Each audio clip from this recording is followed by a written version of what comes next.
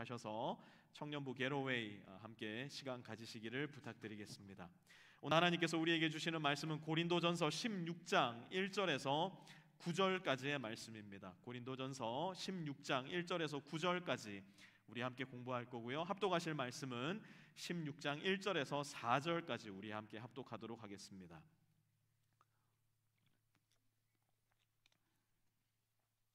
말씀 찾으신 분들 자리에 다 일어나셔서 16장 1절에서 4절까지 저와 여러분이 한 절씩 돌아가면서 읽도록 하겠습니다. 제가 먼저 읽겠습니다.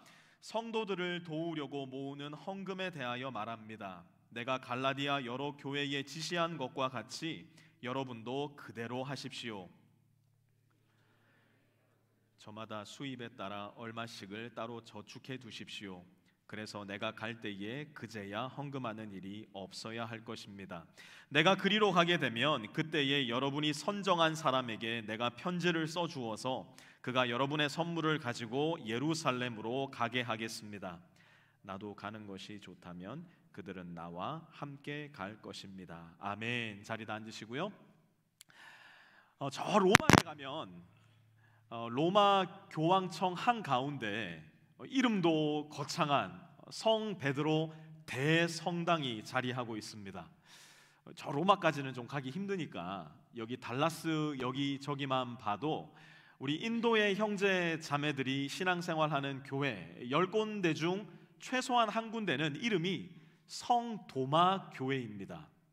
전승에 의하면 사도 도마는 저 인도에까지 가서 선교를 하시다 그곳에서 순교를 했다라고 전해지고 있는데요. 그러다 보니까 인도의 형제 자매들은 도마에 대한 사랑이 남다른 것 같습니다. 뿐만 아니라 우리가 흔하게 들을 수 있는 성 바울, 마이크가 좀 비협조적인 것 같죠? 마이크를 좀 바꾸도록 하겠습니다. 뿐만 아니라 우리에게 익숙한 성 바울, 성 요한, 그리고 기독교 역사 속에서 우리가 자주 듣게 되는 성 어거스틴, 그리고 성 테레사에 이르기까지 하여튼 이름 앞에 이 성, 세인트라는 수식어가 붙는 분들이 제법 많이 있습니다. 그러면 저와 여러분은 어떨까요? 내 이름 석자 앞에는 과연 성, 세인트라는 이 수식어가 붙을 수 있을까요? 지난 4개월여 우리가 함께 공부해 온 메시하기 이를 데 없는 교회, 분란을 일삼고 성적으로 타락하기는 저 세상 어디보다 더 심하고, 그리고 욕심과 욕망으로 똘똘 뭉친 이 고린도 성도들 앞에는 과연 이 거룩한 수식어 세인트, 성도라는 말이 붙을 수 있을까요? 기억을 더듬어서 고린도전서 1장으로 한번 돌아가 보려고 하는데요. 고린도전서 1장 2절 말씀 우리 먼저 한번 보도록 하겠습니다. 고린도에 있는 하나님의 교회에 이 편지를 씁니다. 그리스도 예수 안에서 거룩하여지고 성도로 부르심을 받은 여러분에게 문안 드립니다. 아멘. 이 말씀은 우리에게 무엇을 가르쳐 줄까요? 우리는 분투하는 신앙의 여정과 피땀 흘리는 노력 속에 마침내 성도라는 칭호를 얻어낸 것이 아니라 우리 주 예수 그리스도께서 흘리신 십자가의 보혈로 말미암아 그 예수 그리스도를 믿을 때 이미 성도로 부르심을 받았다는 것입니다. 이제 바울은 고린도 교회에 보내는 첫 번째 편지를 마무리하면서 이렇게 메시한 고린도 성도, 그리고 정직하게 이야기하자면 그들보다 어쩌면 더 메시한 우리들의 삶에 몇 가지 대단히 중요한 원칙을 일러주고 있는데요. 이제 우리는 고린도전서를 마무리하면서 2주에 걸쳐서 성도의 중요한 원칙 5가지를 공부해 보려고 합니다. 먼저 이번 주에 2가지 원칙, 첫 번째는 헌금의 원칙, 그리고 두 번째로 하나님의 뜻을 분별하는 원칙에 대해서 공부해 볼 거고요. 다음 주에 이어서 세 번째 목회자를 대하는 원칙, 네 번째 성도를 대하는 원칙, 그리고 마지막으로 삶을 대하는 원칙에 대해서 16장을 통해 공부해 보려고 합니다. 먼저 첫 번째로 헌금의 원칙입니다. 오늘 본문 1절부터 시작하도록 하겠습니다. 성도들을 도우려고 모으는 헌금에 대하여 말합니다. 줄 한번 쳐볼까요? 내가 갈라디아 여러 교회에 지시한 것과 같이 여러분도 그대로 하십시오. 아멘. 헌금의 원칙 첫 번째는 헌금은 보편적이라는 겁니다. 헌금은 누군가에게, 어떤 교회에게 특별한 것이 아니라 헌금은 보편적이라는 거예요. 1절에 다시 보니까 내가 갈라디아 여러 교회에 지시한 것과 같이 여러분도 그대로 하십시오. 바울은 말하고 있습니다. 무슨 뜻일까요? 헌금의 원칙은 모든 교회와 모든 성도들에게 보편적으로 이미 주어진 것이라는 겁니다. 이어서 2절 보니까요, 매주 첫날에라고 이야기를 합니다. 언제라고요? 매주 첫날에. 매주 첫날은 우리가 이해하고 있는 대로 월요일이 아니라 주일입니다. 일요일입니다. 매주 첫날은 특별히 그리스도인들이, 역사 속 첫 번째 그리스도인들이 예수 그리스도의 부활을 기념하고 기뻐하기 위해서 공예배로 모이기 시작한 날이었습니다. 우리가 지금 이 자리에 모여 있는 것과 꼭 매 한 가지인 것인데요, 2절 후반절에 보면 그제야 헌금하는 일이 없어야 할 것입니다. 언제 헌금해서요? 매주 첫날에 헌금을 함으로 말미암아, 미리 준비함으로 말미암아 허겁지겁 헌금을 준비하는 일이 없어야 된다는 겁니다. 2절 이어서 보면요, 여러분은 저마다, each one of you, 세 번째로 헌금은 저마다 각자 준비해야 한다는 겁니다. 내가 성도, 곧 거듭난 하나님의 자녀라면 저와 여러분은 하나님께 헌금을 드릴 영광스러운 의무를 부여받게 됩니다. 만약 이 자리에 있는 우리 중에 내가 예수님을 믿지 않아요, 내가 예수님을 신앙하는 마음이 전혀 내 마음 가운데는 없어요. 다만 내가 매주마다 교회 나오는 이유는 하나님의 말씀을 듣고 예수님이 누군지 배우고 싶어서, 예수님이 누구인지 알고 싶어서 나오는 것이라면 잘하셨습니다. 그런 여러분들에게는 헌금을 하실 의무가 조금도 없습니다. 하나님은 한 번도 하나님을 믿지 않는 사람들에게 헌금을 하라 말씀하신 적이 없기 때문이에요. 그러므로 예수님을 믿지 않는 나에게는 이 헌금의 원칙이 적용되지 않는 겁니다. 하지만 내가 예수님을 믿어 거듭난 성도라면, 내가 예수님을 믿음으로 말미암아 하나님의 자녀가 된 특권을 가진 사람이라면 우리는 그 즉시로 하나님께 헌금을 드려야 할 거룩한 의무가 생깁니다. 헌금의 원칙 네 번째는 헌금은 수입에 따라 기쁜 마음으로 하나님께 드려야 된다는 겁니다. 2절 이어서 계속 보면요, 수입에 따라 얼마씩을 따로 저축해 두십시오. 그래서 내가 갈 때에 그제서야 헌금하는 일이 없어야 할 것입니다. 여러분 지금부터 잘 들으셔야 되는데요, 하나님은, 저 보세요, 잘 듣는다는 표시를 우리 VBN이 탁 하고 있잖아요. 하나님은 여기 있는 우리 중 어떤 사람들에게는 더 많은 물질적인 풍요로움을 허락해 주실 수 있는 분입니다. 동시에 하나님은 우리 중 어떤 이들에게는 조금 덜한 물질적인 축복을 주실 수도 있는 분이에요. 우리는 여전히 하나님의 자녀로서 하나님께 재정의 도우심을 놓고 얼마든지 기도할 수 있지만 하나님께 우리의 물질적 풍요로움을 강요할 수는 없습니다.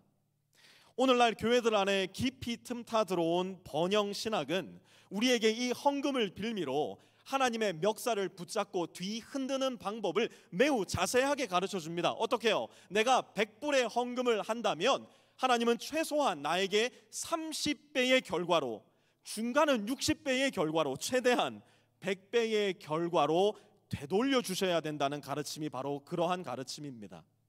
예수님은 이 말씀을 물질의 풍요로움을 약속하는 하나님의 뜻으로 가르쳐 주신 것이 아닌데, 번영신학에 물든 가르침은 이 말씀을 우리의 탐욕과 욕망을 충족시키는 말씀으로 변질시켜 버렸어요.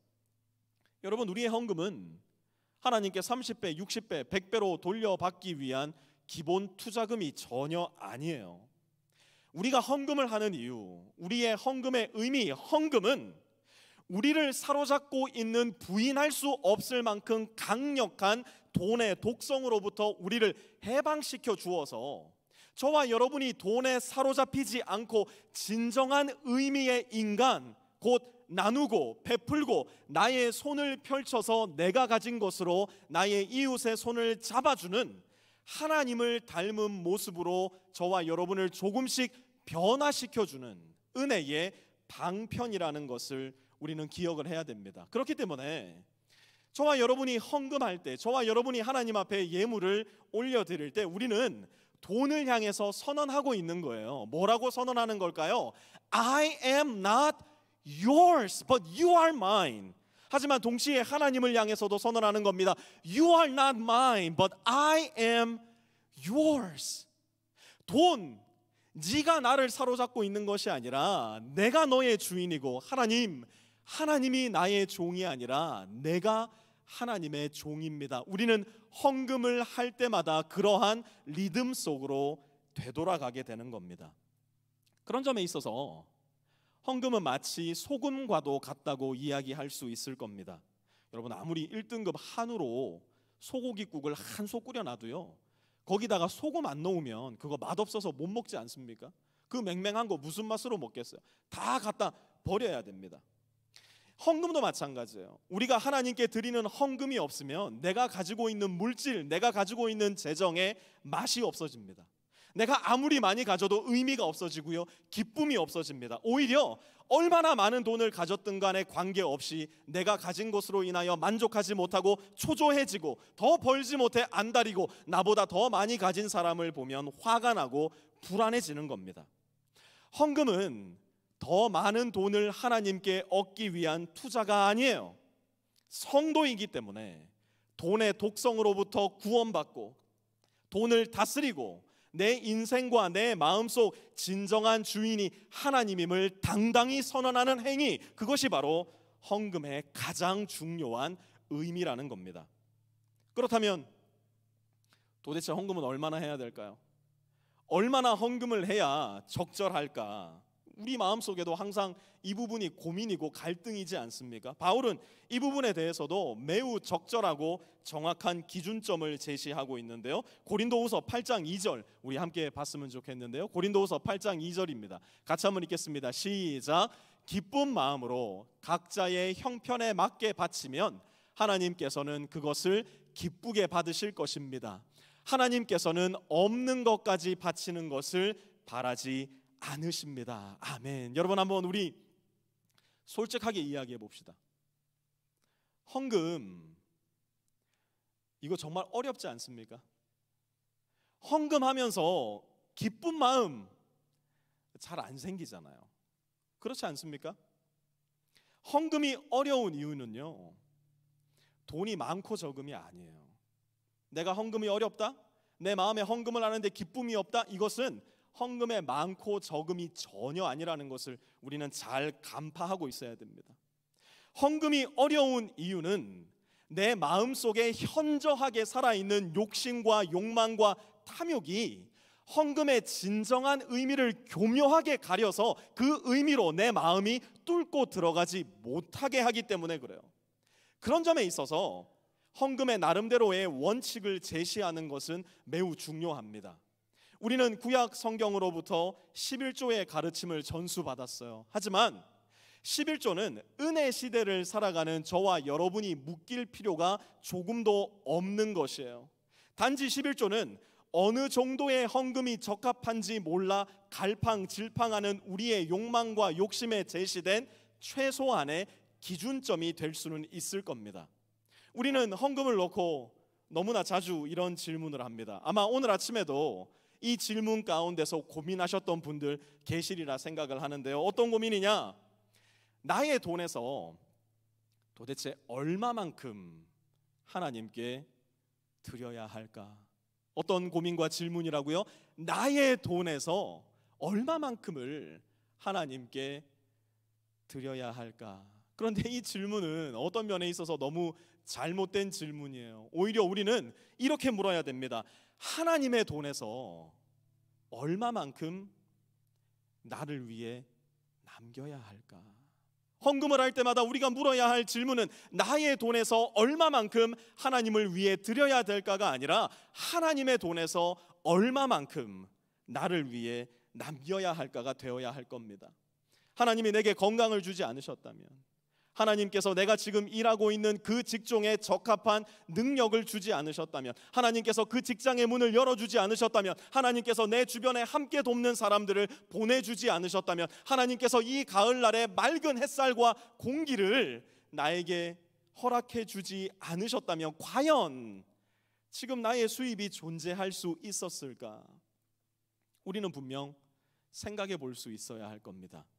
그러면 우리의 헌금은 어디에 쓰여질 수 있을까? 우리의 헌금은 어디로 가야 하는 것일까? 3절과 4절 함께 봅니다. 내가 그리로 가게 되면 그때에 여러분이 선정한 사람에게 내가 편지를 써주어서 그가 여러분의 선물을 가지고 예루살렘으로 가게 하겠습니다. 나도 가는 것이 좋다면 그들은 나와 함께 갈 것입니다. 아멘. 바울은 그들의 헌금, 고린도 교회 성도들의 헌금을 모아서 예루살렘으로 보내겠다 이야기를 합니다. 왜 바울은 하고 많은 교회 중에 굳이 예루살렘 교회로 고린도 성도들의 헌금을 보낸다 이야기했던 것일까? 예루살렘 교회는 그 당시 지구상에 존재하고 있었던 모든 지역의 교회들 중에 가장 가난하고 가장 궁핍하고 가장 위험한 교회였습니다. 로마의 압제는 물론이고요, 유대 동족의 위협과 공격 때문에 예루살렘 신자들의 삶은 매우 위태하기 그지없는 삶이었습니다. 대부분의 예루살렘 신자들이 직장을 잃은 상태였고요, 거기에 더해서 가족과 친구들에게도 버림받은 상황이었습니다. 바울은 이렇게 가난과 위험, 배고픔과 추위에 처한 예루살렘의 형제와 자매들을 모든 지역의 교회들은 기억하고 도와야 한다고 이야기하는 겁니다. 저는 우리 교회도 이 일을 잘하는 교회가 되었으면 좋겠어요. 우리 빛의 교회의 예루살렘 교회는 어디일까요? 지금 현재 우리가 재정으로 동역하고 있는 달라스 지역 안에 3개의 교회가 우리에게는 예루살렘 교회가 될 수 있을 겁니다. 지금 우리가 후원하고 있는 2분의 선교사님이 우리에게는 예루살렘 교회가 될 수 있을 거예요. 우리도 재정이 대단히 어렵지만 우리가 이렇게 재정으로 동역하는 우리의 헌신 때문에 달라스에 있는 우리가 동역하는 3개의 교회 중에 2개의 지역교회는 이제 어느 정도 재정적인 자립이 가능하게 되었습니다. 모든 것이 하나님의 은혜이지만 저는 하나님께서 우리의 그 연약한 힘을 통해서 은혜를 흘려 보내주셨다고 믿어 의심치 않습니다. 하지만 여전히 달라스에는 재정적으로 독립하지 못한 우리의 형제 교회들이 많이 있습니다. 여전히 궁핍하지만 목양 일념의 마음으로 하나님의 말씀을 붙들고 목회하고 성도들을 사랑하는 목회자들도 달라스에는 대단히 많이 있습니다. 우리의 예루살렘 교회들이에요. 뿐만 아니라 우리의 헌금은 우리 교회 목회자들이 생활의 최전선으로 몰리지 않고 오직 말씀과 기도에 전념할 수 있도록 돕는 매우 중요한 걸음이 되기도 합니다. 저는 우리 빛의 교회의 재정이 우리 교회 모든 교역자들을 전임 사역자로 섬길 수 있을 만큼 넉넉해지기를 날마다 기도합니다. 교회 재정이 부족하다면 저를 포함한 우리 모든 교역자들은 이중직을 기꺼이 감당할 겁니다. 그러면서도 주일에 그리고 주중에 성도님들을 말씀으로 목양하는 일에 전혀 허투러지지 않도록 최선을 다하겠지만, 만약 우리 모든 목회자들이 기도와 말씀 연구 그리고 말씀을 가르치는 일에 오직 전념할 수 있다면 우리 모든 교회 공동체는 더 깊은 말씀의 신비와 복음의 풍요로움 속으로 함께 들어갈 수 있게 될 거예요. 더불어 우리 교회 안에도 재정적인 도움과 섬김이 필요한 분들이 계세요. 불의의 사고를 갑작스럽게 당하신 분들, 갑자기 몸이 아파서 긴급하게 의료비가 필요하신 분들, 예기치 않게 실직을 당해서 당장 다음 달 아파트 렌트비를 내기도 어려우신 분들, 우리의 재정적인 헌신은 이렇게 긴급한 재정적 필요를 코앞에 두고 있는 우리의 형제 자매들에게도 요긴하게 쓰일 수 있을 겁니다. 그러므로 사랑하는 빛의 형제 자매 여러분들, 만약 내가 하나님의 은혜로 부름받은 자요, 성도로 부르심받은 자요, 꾸준히 그 길을 향해 걸어가고 있는 견습생, 속칭 인턴 세인츠, 견습 성자라면 비록 비틀거리는 한이 있더라도, 비록 내 지갑 앞에서 손을 벌벌 떨면서 이거 없으면 나 죽는데 매주마다 고민에 고민을 거듭하더라도 오늘 하나님께서 우리에게 제시하는 원칙을 따라서 하나님께 드리는 연습을 시작하셔야 됩니다. 이 일을 통해서 우리는 우리에게 모든 것을 주시는 하나님 아버지를 닮아가는 성도의 삶을 살아가는 시작점으로 삼을 수 있게 될 것이기 때문이에요. 두 번째로 바울은 하나님의 뜻을 분별하는 원칙에 대해서 말하고 있는데요, 5절에서 7절까지 우리 함께 보도록 하겠습니다.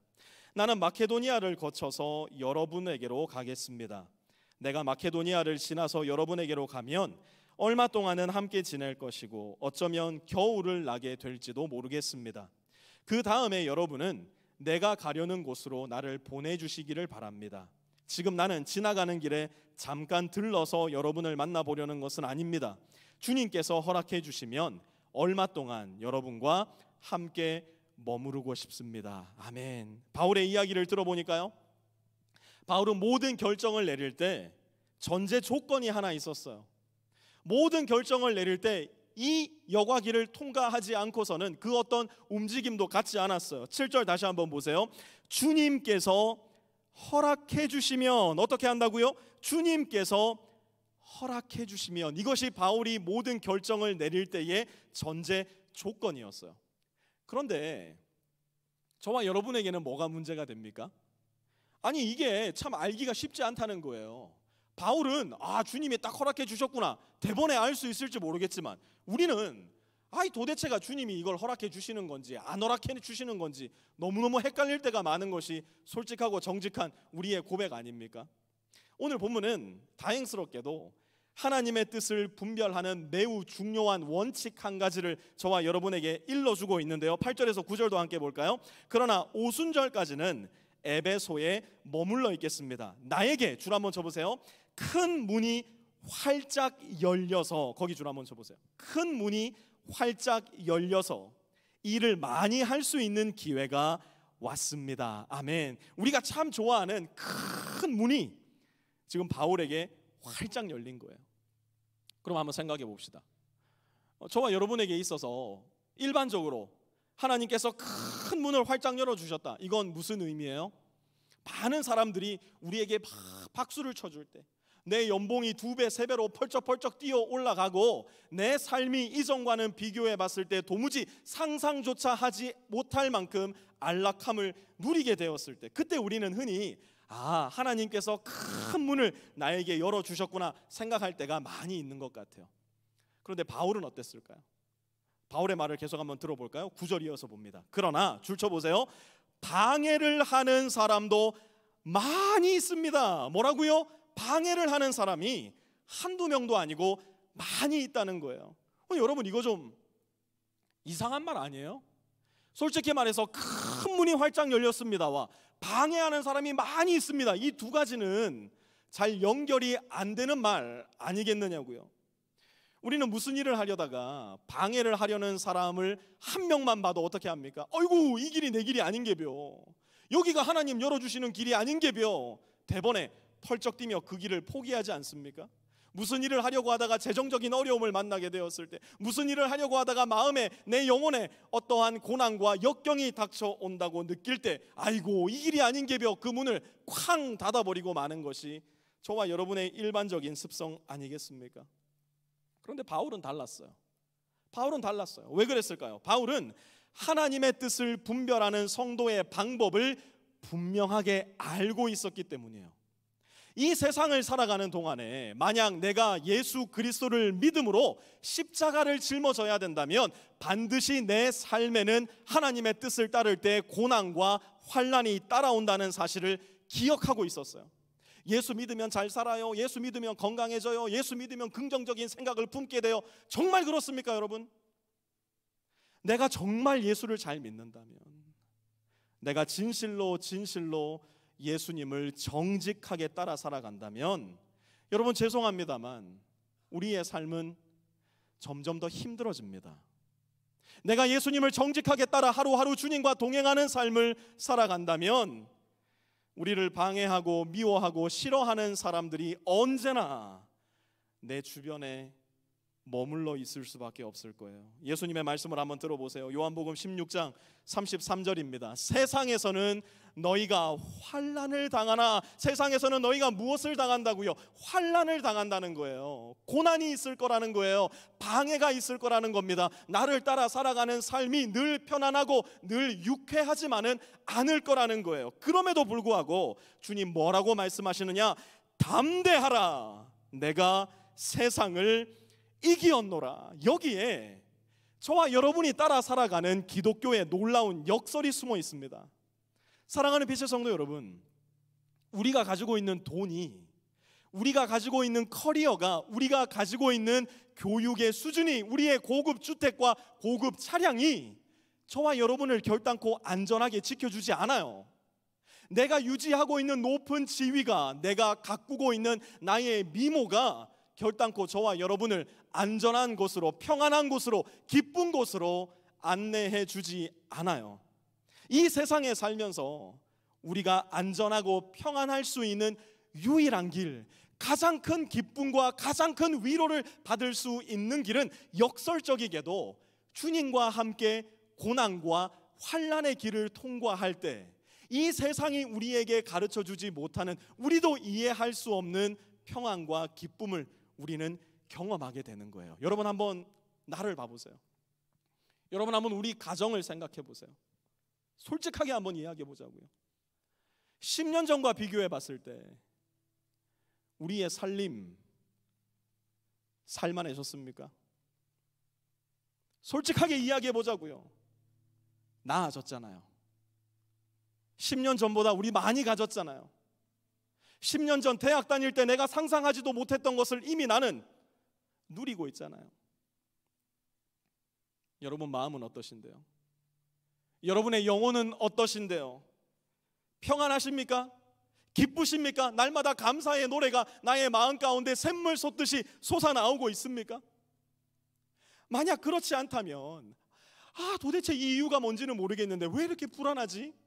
내가 도대체 그 까닭은 모르겠지만 왜 이렇게 허무하지? 왜 이렇게 목마르지? 나도 그 정체를 알지 못하겠다면 우리는 멈추어 서야 돼요. 지금 내가 걷고 있는 이 길이 정말 바른 길인가? 내가 지금 가고자 하는 이 방향이 정말 옳은 방향인가? 십자가의 주님과 함께 걷고 있는가? 정신없이 앞만 보고 달려갈 것이 아니라 잠시 멈추어 서서 생각하고 기도하며 고민해 볼 수 있어야 돼요. 우리는 조금 더 힘든 곳을 선택할 수 있어야 됩니다. 우리는 조금 더 낮은 곳으로, 조금 더 손해보는 일로, 조금 더 바보 같은 삶으로 내 자신을 이끌고 갈 수 있어야 돼요. 왜 그렇습니까? 많은 경우에 예수님께 십자가를 지게 하셨던 우리 하나님 아버지의 뜻은 우리가 낮은 곳에 있을 때, 우리가 복음을 위해서 내 인생을 낭비하고 허비하고 내 시간과 물질과 에너지를 누군가를 위해 내어줄 때, 그렇게 억울하고 손해보는 삶의 한가운데 있을 때, 그때 하나님의 뜻이 성취되는 경우가 압도적으로 더 많기 때문이에요. 이것이 바로 기독교와 그 도를 따르는 우리 삶의 역설이고 우리 삶의 정체성이에요. 바울은 고린도후서 6장 8절과 10절에 이르러 이렇게 말씀합니다. 우리 한번 이 말씀 같이 읽어봤으면 좋겠는데요. 같이 읽습니다. 시작. 우리는 속이는 사람 같으나 진실하고 이름 없는 사람 같으나 유명하고 죽는 사람 같으나 보십시오 살아 있습니다. 징벌을 받는 사람 같으나 죽임을 당하는 데까지는 이르지 않고 근심하는 사람 같으나 항상 기뻐하고 가난한 사람 같으나 많은 사람을 부요하게 하고 아무것도 가지지 않은 사람 같으나 모든 것을 가진 사람입니다. 아멘. 저는 이 말씀에 저와 여러분 모두가 온 마음을 다해서 아멘으로 화답할 수 있게 되기를 바랍니다. 하나님의 뜻은 알아채기가 힘든 것이 전혀 아니에요. 하나님의 뜻은 알아채기가 전혀 어렵지 않습니다. 하나님의 뜻은 너무 경쾌할 정도로 투명하고 명백합니다. 우리는 솔직히 모두 다 하나님의 뜻을 잘 알고 있어요. 다만 우리가 힘들어하는 것은 하나님의 뜻을 분별하는 것이 아니라 이미 알고 있는 그 하나님의 뜻에 순종하는 것이에요. 안 될 것 같거든요. 그렇게 살면 망할 것 같거든요. 그렇게 살면 너무 가난해질 것 같거든요. 그렇게 살면 아이고 내가 죽을 것 같은데, 그렇게 살면 무시당할 것 같거든요. 그래서 이 세상의 흐름과 질서를 따라서 더 높이 더 빨리 그 방향을 향해 나도 따라가고 있는 거예요. 그래서 자꾸만 내일의 주님의 뜻을 이야기합니다. 내일 주님의 그 뜻을 제가 이루어 드릴 겁니다. 10년 뒤에 30년 뒤에 내가 은퇴하고 나서 주님의 뜻을 이루어 드릴 거예요. 그러면서 오늘 주님의 뜻을 내 욕망과 욕심 뒤에 슬그머니 감추어 버릴 때가, 그러면서 I don't know His will, 주님의 뜻을 모르겠어요 이야기할 때가 너무나 많아요. 그런데 놀라운 사실은 뭔지 아세요? 하나님은 그렇게 시치미를 딱 떼고 하나님의 뜻을 모르겠는데요, 이야기하고 있는 우리에게 슬금슬금 다가오세요. 아니 언제 하나님 여기 와 계셨어요? 깜짝 놀랄 만큼. 오늘의 말씀이 그런 말씀 아닙니까? 우리를 다시 한번 초대하는 말씀 아닙니까? 진정한 삶은, 진실로 이기는 삶은, 결국 영원한 생명으로 들어가는 삶은 네가 생각하는 그 방향으로, 네가 생각하는 그 높은 방향으로, 네가 생각하는 그 안락한 방향으로 가는 것이 아니라 내 아들 예수처럼 낮아지고 자기를 죽이고 내어주고 순종하는 것에 있다고. 우리는 완성된 성도가 아니라 그 길을 향해 걸어가는 순례자요, 연습생이요, intern saints, 수습 성도라고. 그러니 그 길을 걸어가는 동안 조금 흔들거려도 괜찮다고, 넘어져도 괜찮다고, 포기하고 싶은 마음이 들어도 no problem. 하지만 여전히 꾸준히 나와 함께 그 길을 걸어가 보자고. 성도는 바로 그 초청에 응하여서 나의 욕심과 욕망 대신 하나님의 뜻을 따라서 어쩌면 대단히 위험한 발길을 내딛는 사람이라고. 우리의 하나님은 오늘도 다시 능청스럽게 우리 곁에 찾아와서 우리를 향해 그 성도의 길로 초대하고 계신 거예요. 동시에 주님은 저와 여러분의 연약함을 너무 잘 아세요. 저와 여러분 중에 그 누구도 우리의 힘으로 이 성도의 길을 걸어갈 수 있는 사람 한 명도 없다는 것을 너무너무 잘 아시기 때문에 주님은 계속해서 저와 여러분에게 힘과 용기를 주십니다. 주님의 성찬은 우리가 완전히 다 알 수 없는 신비한 방법으로 겁에 질리고 무력해진 우리를 다시 일으켜 세워줍니다. 주님의 몸을 상징하는 작은 과자가 나의 이빨로 잘게 씹혀서 내 입으로 들어가고 내 위장을 타고 내 뱃속으로 들어갈 때, 주님의 피를 상징하는 달콤한 포도주스가 나의 목구멍을 타고 나의 뱃속으로 들어갈 때 우리는 온몸으로 나를 위해 죽으신 예수님을 받아들이게 됩니다. 여러분 잘 기억하세요. 우리가 나누는 성찬은 단순히 종교적이고 형이상학적인 일이 아니에요. 이 일은 저와 여러분에게 일어난 사건이고 역사이며 가장 실제적이고 역동적인 참여예요. 무엇으로의 참여입니까? 나 한 사람을 살리자고 이 세상에 오셔서 십자가를 지신 예수 그리스도의 그 십자가의 길을 걸어가겠다는 참여입니다. 배신당하고 버림당하고 무시당하며 죽임당할지언정 나도 그 길을 걸어가 보겠다는 다짐이에요. 힘들고 어려워도 그 길의 끝에 부활이 있고 생명이 있으며 평안과 영원한 복이 있음을 믿는다 선언하는 성도의 요란한 외침이 바로 우리가 오늘 나누게 될 성찬입니다.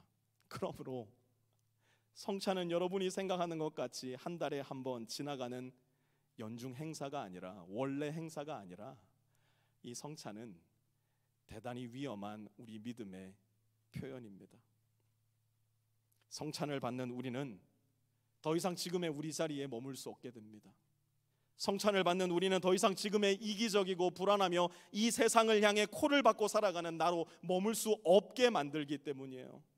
또한 성찬을 받는 우리는 예수님과 함께 죽음을, 동시에 예수님과 함께 부활의 영광으로 날아오르겠다라는 다짐을 온 성도 앞에, 그리고 하나님 앞에 보이는 우리의 믿음의 행위입니다. 이 무모하고 위험한 성도의 길에 올라서기 원하시는 분들은 마음을 좀 단단히 잡수시고 이 성찬을 준비할 수 있었으면 좋겠는데요. 빛의 교회 성찬은 우리 교회의 등록 교인이 아니시더라도 예수님을 나의 죄를 위해 십자가에 죽으시고 부활하신 구세주요 주님으로 믿는 분들이라면 모두 동참하실 수 있습니다. 이 성찬에 동참하기 원하시는 분들은 이 성찬기를 하나씩 챙겨주시고요. 아직 받지 못하신 분들은 뒤에 있는 우리 전도사님에게 표시해 주셔서 성찬을 준비해 주시기 바랍니다.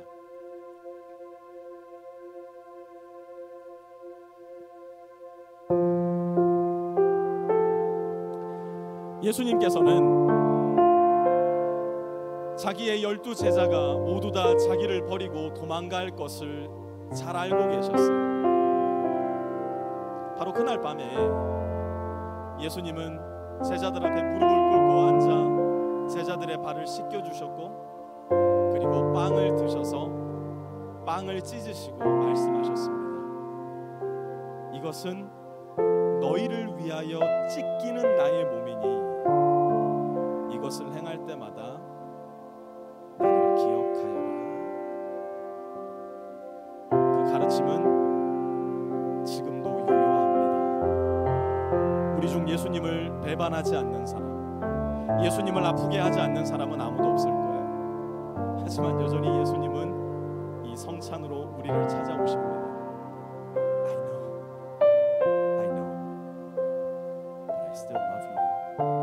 내가 다 알지만 여전히 나는 너를 사랑하고 여전히 나는 너에게 은혜를 베풀기 원한다. 주님은 이 성찬으로 우리를 그렇게 찾아오세요.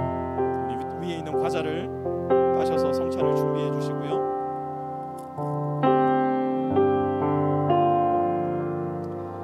우리 주님의 사랑과 은혜를 생각하시면서 이 작은 과자를 취하려고 하는데요. 이 말씀 먼저 들으시기 바랍니다. 내가 여러분에게 전해준 것은 주님으로부터 전해받은 것입니다. 곧 주 예수께서 잡히시던 밤에 빵을 들어서 감사를 드리신 다음에 떼시고 말씀하셨습니다. 이것은 너희를 위하는 내 몸이다. 이것을 행하여 나를 기억하여라. 우리 주님의 말씀에 순종함으로 이 과자를 취하도록 하겠습니다.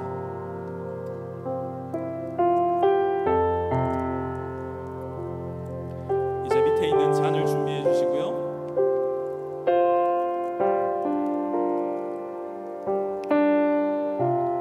조명은 좀 올려주시겠습니까?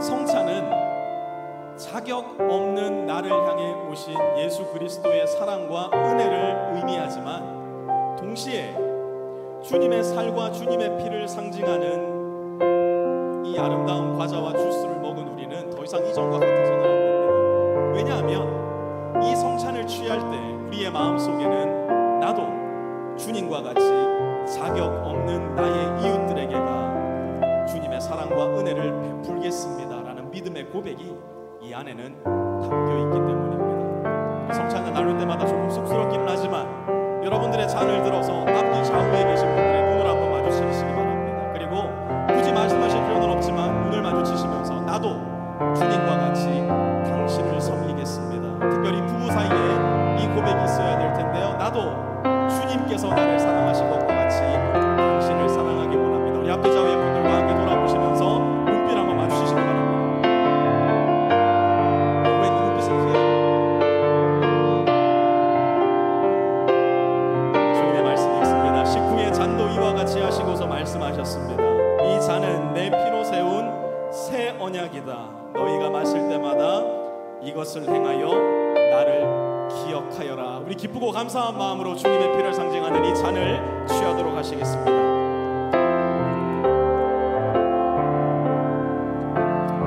사랑의 하나님 감사합니다. 성찬은 축제입니다. 우리에게 사랑을 주시고 은혜를 베풀어 주신 주님을 먹어 그 힘으로 나의 이웃들에게, 나의 아내와 남편에게, 나의 자녀, 나의 직장 동료와 친구들에게 주님의 사랑과 은혜를 나눌 수 있는 힘을 얻게 되는 축제, 이 아름다운 성찬을 우리에게 허락해 주셔서 감사를 드립니다. 비록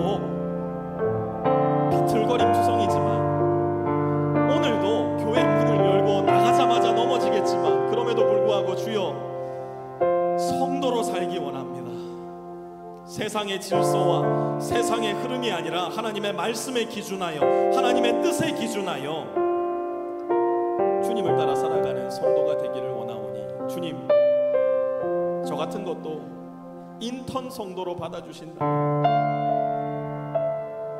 조금 서툴지만 부족하지만 예 주님, 그 길을 주님과 함께 걷겠습니다.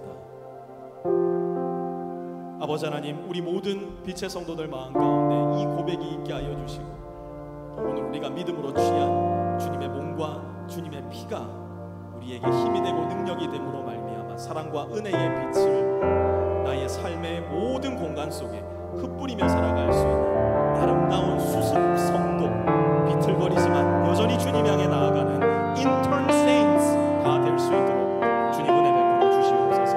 감사드리며 우리 주 예수 그리스도의 거룩하신 이름 받들어 간절히 기도드렸사옵나이다. 아멘. 우리 자리에 다 일어나셔서 주님, 내가 이 길을 가겠습니다. 성도의 노래로 하나님께 내 삶을 통해 영광 올려드리겠습니다. 그 마음 가지고 이 찬양 함께 하나님께 올려드립니다. 가난과 고난 수고로움 속에도 성도는 그 믿음을 지켰네. 주를 섬기는 일에 신을 다 드리며 이의 말씀과 성령으로 길을 걸었네. 그리스도 안에서 새롭게 하시고 그리스도로 인하여 자유케 되었네. 우리는 무명하나 유명한 자요 죽음의 위기 속에도 생명만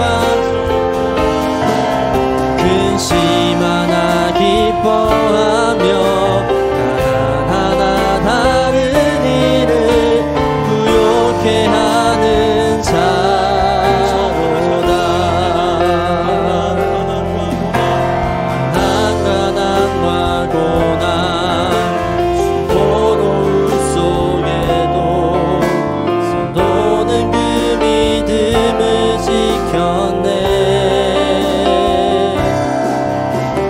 그 섬기는 일에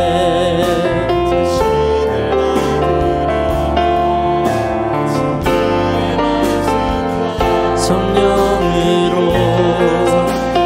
길을 걸었네.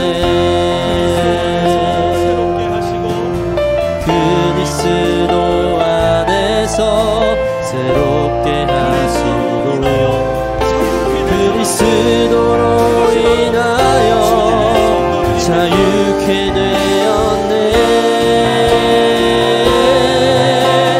우리는 무명하나 유명한 자요 죽음의 위기 속에도 생명 가졌고 근심 하나 기뻐하며 가난하나 다른 일을 부욕해 하는 자로다. 우리는 무명하나 유명한 자요 주님의 위기 속에도 생명 가졌고 근심 하나 기뻐하며 가난하나 다른 일을 부욕해 하는 자로다. 우리는 무명하나 유명한 자요 죽음의 위기 속에도 생명 가졌고 근심 하나 기뻐하며 가난하나 다른 일을 부욕해 하는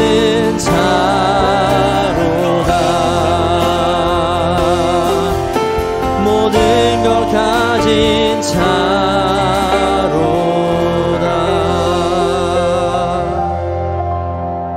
그리스도 안에서 우리를 새롭게 하여 주시고 그리스도로 인하여 우리에게 자유를 주신 하나님께 찬양과 영광을 올려드립니다. 주님, 이 말씀을 기억할 수 있는 지혜를 우리에게 허락해 주십시오. 이 세상 한때를 유명하게 살다 주님 앞에 무명한 어리석은 자 되게 마시고,